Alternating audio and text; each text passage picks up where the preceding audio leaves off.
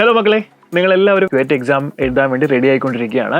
നമുക്കറിയാം CUET exam May 11 മുതൽ 31 വരെയാണ് നടക്കാൻ പോകുന്നത്. സോ നിങ്ങളെല്ലാവരും എൻ്റെ ലാസ്റ്റ് മൊമെൻറ്റ് പ്രിപ്പറേഷനിലായിരിക്കും. നമ്മുടെ പ്രിപ്പറേഷനൊക്കെ അടിപൊളിയായിട്ട് പോയിക്കൊണ്ടിരിക്കുമ്പോഴും നിങ്ങൾക്ക് പല ആൾക്കാർക്കും എക്സാം ആകുമ്പോഴത്തേക്കിന് കുറച്ച് ആങ്സൈറ്റി വരാറുണ്ട് അല്ലേ?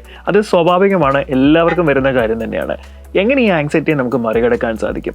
ഈ ആങ്സൈറ്റി മൂലം നമുക്ക് എന്തൊക്കെ പ്രശ്നങ്ങളുണ്ടാവും? അതാണ് നമ്മളിന്ന് പറയാൻ പോകുന്നത്. നമുക്കറിയാം എക്സാമിനോട് അടുക്കാറാകുമ്പോഴാണ് നമുക്ക് ഈ പ്രശ്നം വരുന്നത്. അതുവരെയുള്ള ഒരു ഗ്യാപ്പിൽ നമ്മൾ നന്നായിട്ട് തന്നെ പ്രിപ്പയർ ചെയ്യും, വളരെ ഫോക്കസ്ഡ് ആയിരിക്കും, ഈ കാര്യങ്ങളൊക്കെ നന്നായിട്ട് തന്നെ മുന്നോട്ട് പോകും. പക്ഷേ എക്സാം അടുക്കുമ്പോൾ അല്ലെങ്കിൽ എക്സാമിൻ്റെ തലേദിവസം ഒന്നും വേണ്ട, 2-3 ദിവസം മുന്നേ തന്നെ തുടങ്ങും. എന്തൊക്കെയാണ് ആ പ്രശ്നങ്ങൾ?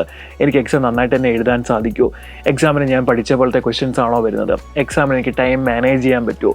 ഇങ്ങനെയുള്ള അനാവശ്യമായ ഒരുപാട് ഡൗട്ടുകളായിരിക്കും നമ്മളെ അലട്ടിക്കൊണ്ടിരിക്കുന്നത്.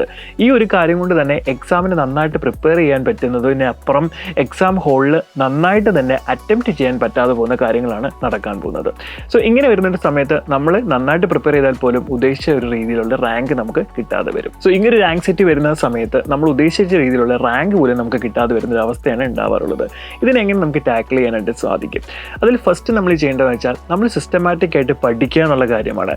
നമ്മൾ ഇനഫായിട്ട് പഠിച്ചിട്ടുണ്ടെങ്കിൽ നമുക്ക് ഈ ഒരു ടെൻഷനെ പകുതി ഒഴിവാക്കിയെടുക്കാൻ സാധിക്കും. അതെന്താണെന്ന് വെച്ച് കഴിഞ്ഞാൽ നമ്മൾ പഠിക്കുന്ന സമയത്ത് നമുക്കറിയാം എക്സാമാണ് എഴുതാൻ പോകുന്നത്. അപ്പോൾ എക്സാം എഴുതുമ്പോൾ ആ എക്സാമിൻ്റെ സിസ്റ്റമാറ്റിക് ആയിട്ടുള്ള കാര്യങ്ങളെല്ലാം നിങ്ങൾ മനസ്സിലാക്കി പോകണം. അതായത് എക്സാമിൻ്റെ പാറ്റേൺ എന്താണ്, എക്സാമിന് എത്ര ടൈമുണ്ട് നമുക്ക് എഴുതാൻ, ഒരു ചോദ്യത്തിന് തന്നെ എത്ര സമയം എടുക്കും, ഈ കാര്യങ്ങളൊക്കെ നമ്മൾ ആദ്യം തന്നെ മാനേജ് ചെയ്യാൻ പഠിക്കണം. അതെങ്ങനെ നമ്മൾ മാനേജ് ചെയ്യും? നമ്മൾ പഠിക്കുന്നതോടൊപ്പം തന്നെ മോക്ക് ടെസ്റ്റുകൾ എഴുതി ശീലിക്കണം. എന്തായാലും മോക്ക് ടെസ്റ്റ് നമ്മുടെ എക്സാമിൻ്റെ ആക്ച്വൽ പാറ്റേൺ ഉള്ള ടെസ്റ്റുകൾ തന്നെ ആയിരിക്കും അല്ലേ? സോ അപ്പോൾ അത് എഴുതി ശീലിക്കുന്ന അനുസരിച്ച് നിങ്ങൾക്ക് ടൈം മാനേജ് ചെയ്യാനുള്ളൊരു ഓപ്ഷൻ അവിടെ ഉണ്ടാകുന്നത്. ഈ ടൈം മാനേജ്മെൻറ്റ് ശരിയാണെങ്കിൽ തന്നെ പകുതി ടെൻഷൻ അവിടെ ഒഴിവാകും. മിക്ക കുട്ടികളുടെ പ്രശ്നം അതാണ്. ഒരു 3 മണിക്കൂറിൻ്റെ എക്സാം ആണെങ്കിൽ അതിൽ നിങ്ങൾ ഇനഫ് ടൈം എടുത്ത് ക്വസ്റ്റ്യനൊക്കെ വായിച്ച് വളരെ പെർഫെക്റ്റ് ആയിട്ട് ആൻസർ ചെയ്ത് ബോർഡ് എക്സാമിനൊക്കെ എഴുതുന്ന അതേ പാറ്റേണിൽ തന്നെ നിങ്ങൾ എഴുതി വരും. പക്ഷേ ലാസ്റ്റിലേക്ക് വരുമ്പോഴേക്കും ടൈമർ നോക്കുമ്പോൾ നമുക്ക് 10 മിനിറ്റ്സ് ലെഫ്റ്റ് എന്നൊക്കെ നിങ്ങൾ കാണുന്നത്. അപ്പോഴും നിങ്ങൾക്ക് 10-20 ചോദ്യങ്ങൾ ചിലപ്പോൾ ചെയ്യാനുണ്ടായിരിക്കും. അപ്പോൾ ഈ ഒരു അവസരത്തിൽ ബാക്കി വരുന്ന ചോദ്യങ്ങൾ ഒരിക്കലും നിങ്ങൾക്ക് നല്ല രീതിയിൽ ചെയ്യാനായിട്ട് സാധിക്കത്തില്ല. കാരണം ടൈമറിലായിരിക്കും നിങ്ങളുടെ ശ്രദ്ധ മുഴുവൻ പോകുന്നത്. അപ്പോൾ ഇത് ഒഴിവാക്കാൻ വേണ്ടിയിട്ട് എന്ത് ചെയ്യുക? വീട്ടിലിരുന്ന് മോക്ക് ടെസ്റ്റുകൾ പ്രാക്ടീസ് ചെയ്യുമ്പോൾ തന്നെ ഒരു ചോദ്യത്തിന് ഇത്ര മിനിറ്റേ എടുക്കാവൂ എന്നുള്ള കൃത്യമായിട്ടുള്ളൊരു അജണ്ട നിങ്ങൾക്ക് ഉണ്ടായിരിക്കണം. ആ ടൈമിൽ എക്സീഡ് ചെയ്ത് പോവുകയാണെങ്കിൽ ആ ക്വസ്റ്റ്യൻ ലീവ് ചെയ്യുക, നെക്സ്റ്റ് അടുത്ത ചോദ്യത്തിലേക്ക് പോവുക. നമുക്കറിയാവുന്ന ഒരുപാട് ചോദ്യങ്ങൾ ക്വസ്റ്റ്യൻ പേപ്പറിൽ ഉണ്ടായിരിക്കും. ക്വസ്റ്റ്യൻ നമുക്കറിയാം മിക്സ്ഡ് ആയിട്ടായിരിക്കും തരുന്നത് അല്ലേ? ചിലപ്പോൾ ആദ്യത്തെ ചോദ്യം തന്നെ ഏറ്റവും ടഫായിട്ടുള്ള ക്വസ്റ്റ്യൻ ആയിരിക്കും നമുക്ക് എക്സാമിൽ ഉണ്ടാകുന്നത്. അത് കാണുമ്പോൾ തന്നെ നമ്മൾ പകുതി ഡീമോട്ടിവേറ്റഡ് ആവും. പിന്നെ നമുക്ക് അടുത്ത ചോദ്യം, ഇനി ഇതും എല്ലാം അങ്ങനെ തന്നെ ആവുമോ? ഇതൊക്കെ നമ്മൾ മൈൻഡിൽ എന്ത് ചെയ്യുന്നതാണ്? നമ്മൾ തന്നെ നമ്മുടെ സബ് കോൺഷ്യസ് മൈൻഡിൽ ഉണ്ടാക്കിയെടുക്കുന്ന പ്രശ്നങ്ങളാണ്. ഒരു ചോദ്യം ഡിഫിക്കൽട്ട് ആകുമ്പോഴേ നമ്മൾ ഫെഡപ്പ് ആവും. ഓക്കെ, ഇനി എന്നെക്കൊണ്ട് പറ്റത്തില്ല, ഇത് പോയി എന്നുള്ളൊരു ചിന്തയിലേക്ക് വരും. അതല്ല നമുക്ക് വേണ്ടത്. നമുക്കറിയാവുന്ന ഒരുപാട് ചോദ്യങ്ങൾ അതിനുള്ളിലുണ്ട്. നെക്സ്റ്റ് നമ്മൾ പോകുമ്പോഴത്തേക്കും നമുക്ക് ചെയ്യാൻ പറ്റും. ആ കോൺഫിഡൻസ് അവിടെ ബിൽഡ് ചെയ്തെടുക്കുക എന്നുള്ളതാണ് ഏറ്റവും വലിയ കാര്യം എന്ന് പറയുന്നത്. ദെൻ അടുത്ത ചോദ്യത്തിലേക്ക് പോകുന്നു. അത് അറിയാമെങ്കിൽ ചെയ്യുന്നു, അറിയത്തില്ലെങ്കിൽ ലീവ് ചെയ്യുന്നു, അങ്ങനെ പോവാം. കാരണം നെഗറ്റീവ് മാർക്ക് സ്കോർ ചെയ്യുന്നതുകൊണ്ട് നമുക്ക് പ്രത്യേകിച്ച് ഒരു ഗുണം തന്നെ ഇല്ല. സോ ആക്യുറേറ്റ് ആയിട്ട് പ്രിസിഷനോട് കൂടി തന്നെ കറക്റ്റ് അറിയാവുന്ന ചോദ്യങ്ങൾ ചെയ്യുക, അതിന് മാർക്ക് നേടി മുന്നോട്ട് പോകുക എന്നുള്ള കാര്യമാണ് നമ്മൾ ചെയ്യേണ്ടത്. സോ ഈ ഒരു കാര്യം എല്ലാവരും എന്ത് ചെയ്യണം? കൃത്യമായിട്ട് തന്നെ ശ്രദ്ധിക്കേണ്ട കാര്യമാണ്. അപ്പോൾ മോക്ക് ടെസ്റ്റ് എഴുതുന്നതിൻ്റെ പ്രാധാന്യം നമ്മൾ പറഞ്ഞു കഴിഞ്ഞു. അത് ടൈം മാനേജ്മെൻറ്റിന് വളരെ നല്ലൊരു കാര്യമാണ്. സോ ടൈം മാനേജ് ചെയ്യുമ്പോൾ നമുക്ക് ആങ്സൈറ്റി കുറയുന്ന ഒരു പകുതി വരെ നമുക്ക് എന്ത് ചെയ്യാം? അത് ഒഴിവാക്കാം. ഇനി ഞാൻ പറയാൻ പോകുന്നത് ഇനിയുള്ള ദിവസങ്ങളിൽ നമ്മൾ എങ്ങനെ ഇതിനെ മാനേജ് ചെയ്യണം എന്നുള്ളതാണ്. നിങ്ങൾക്ക് വരുന്ന ടെൻഷനും കാര്യങ്ങളൊക്കെ എങ്ങനെ ഓവർകം ചെയ്യാം എന്നുള്ളത്. അപ്പോൾ അതിൻ്റെ ഫസ്റ്റ് എന്ന് പറയുന്നത് നിങ്ങൾക്ക് ഇനഫ് ആയിട്ടുള്ളൊരു സ്ലീപ്പ് ഉണ്ടായിരിക്കണം. കാരണം എക്സാമിൻ്റെ ലാസ്റ്റ് ഡേ ആകരുത് നിങ്ങളുടെ ഒരു പുതിയ കാര്യം പഠിക്കുന്നത്.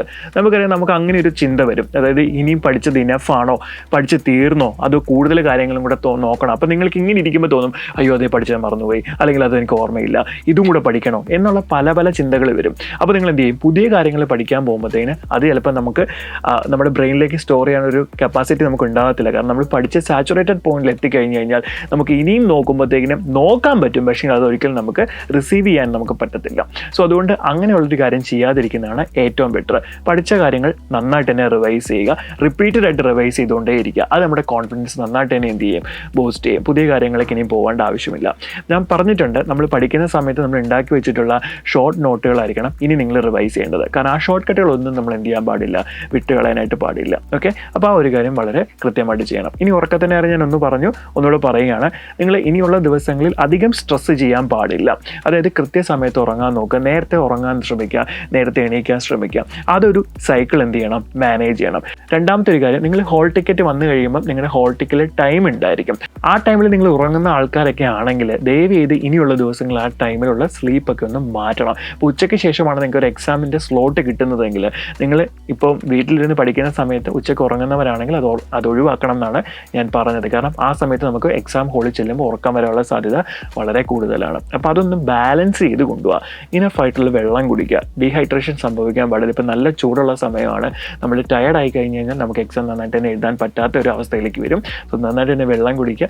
ദെൻ റിലാക്സ്ഡ് ആകാൻ വേണ്ടിയിട്ട് ബ്രീത്ത് എക്സസൈസ് ഒക്കെ ചെയ്യുക. കാരണം അതൊക്കെ നമ്മുടെ ബോഡീനെ ഒന്ന് കാം ഡൗൺ ചെയ്യിപ്പിക്കുന്നതാണ്. ഇതൊക്കെ ചെയ്യുമ്പോൾ തന്നെ നമ്മുടെ ആങ്സൈറ്റി ഒരു പരിധി വരെ കുറയും. പിന്നെ നിങ്ങൾ ഉറച്ച് വിശ്വസിക്കുക, നിങ്ങൾ പഠിച്ചിട്ടുണ്ട്, ഞാൻ പഠിച്ച കാര്യം മാത്രമേ എക്സാമിന് ചോദിക്കുകയുള്ളൂ, എനിക്കത് നന്നായിട്ട് തന്നെ ചെയ്യാൻ പറ്റും. എന്തെല്ലാം നിങ്ങൾ ചെയ്തെന്ന് പറഞ്ഞാലും സെൽഫ് കോൺഫിഡൻസ് എന്ന് പറയുന്നതാണ് ഏറ്റവും വലിയ ബൂസ്റ്റ് എന്ന് പറയുന്നത്. സോ അതുകൊണ്ട് അത് നന്നായിട്ട് തന്നെ ബിൽഡ് ചെയ്യുക. ഞാൻ ചെയ്തത് എന്തായാലും എനിക്ക് നന്നായിട്ട് തന്നെ യൂട്ടിലൈസ് ചെയ്യാൻ പറ്റും. മാക്സിമം എൻ്റെ എഫേർട്ട് ഞാൻ ചെയ്തിട്ടുണ്ട്, അതെനിക്ക് നന്നായിട്ട് തന്നെ എക്സാമിന് 100% കൊടുക്കാൻ പറ്റും. അതിൻ്റെ ഔട്ട്പുട്ട് എനിക്ക് കിട്ടുകയും ചെയ്യുന്നുള്ള വിശ്വാസത്തിൽ വേണം എക്സാം എഴുതാനായിട്ട് പോകുന്നത്. പിന്നെ വേറൊരു കാര്യം നിങ്ങൾ അവോയ്ഡ് ചെയ്യേണ്ടത്, നമ്മുടെ ഫ്രണ്ട്സും എക്സാം എഴുതുന്നവരുണ്ടായിരിക്കാം. അപ്പോൾ അവരോട് ഫോണിൽ വിളിച്ചിട്ട് നീ അത് പഠിച്ചോ, ഞാനത് പഠിച്ചോ, അല്ലെങ്കിൽ എത്രമാത്രം കംപ്ലീറ്റ് ആയി. അപ്പോൾ അവർ പറയും ഞാൻ ആ ബുക്കിൽ അത് ചെയ്തു, അപ്പോൾ നിങ്ങൾ എന്ത് ചെയ്യും, അത് ഞാൻ പഠിച്ചില്ലല്ലോ, അപ്പം അവർക്ക് എന്നെക്കാളും സ്കോർ കിട്ടുമോ എന്നൊക്കെയുള്ളൊരു കമ്പാരിസൺ നിങ്ങൾ തന്നെ അവിടെ ബിൽഡ് ചെയ്യും. ഈ കമ്പാരിസണും ദയവ് ചെയ്ത് ഒഴിവാക്കുക. നമ്മൾ പഠിച്ചത് നമുക്കുള്ളതാണ് എന്നുള്ള പൂർണ്ണ വിശ്വാസത്തിൽ എക്സാമിലേക്ക് പോവുക. നിങ്ങൾക്ക് നന്നായിട്ട് തന്നെ എക്സാം എഴുതാൻ സാധിക്കുന്നതാണ്. സോ നമ്മുടെ ലൈഫിലെ ഏറ്റവും വലിയൊരു ഡിസിഷനാണ് നമ്മൾ എടുത്തിട്ടുള്ളത്. നമ്മൾ കോഴ്സിന് വേണ്ടി ജോയിൻ ചെയ്തു, നന്നായിട്ട് തന്നെ പ്രിപ്പയർ ചെയ്തു, ഇനഫായിട്ടുള്ള ടെസ്റ്റുകൾ എഴുതിയിട്ടുണ്ട്. ഇനി ബാക്കിയെല്ലാം നമ്മൾ എന്ത് ചെയ്യുക, യൂണിവേഴ്സിന് വിട്ടുകൊടുക്കുക, കാമായിട്ട് റിലാക്സ്ഡ് ആയിട്ട് എക്സാം എഴുതുക. എല്ലാവർക്കും ക്യൂറ്റ് എക്സാം ക്രാക്ക് ചെയ്യാൻ സാധിക്കട്ടെ എന്ന് പ്രാർത്ഥിക്കുന്നു. All the best.